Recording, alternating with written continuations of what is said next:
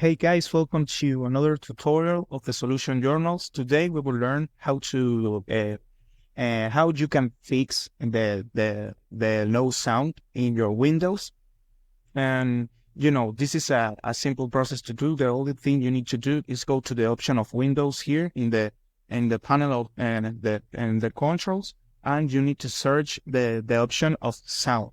So for example, this opciones de mezclador de sonido. This is the option of the settings of the sound in your PC in Windows. So click here, and after that, the only thing you need to do is maybe you have the volume to 20%, 25, 36%. You got a low sound.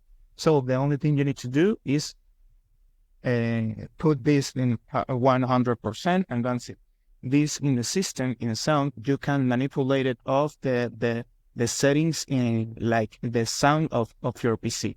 So here, system, sound, don't forget it, volume and mix. So this is the process. I hope this tutorial was helpful for you. Follow us for more content like this.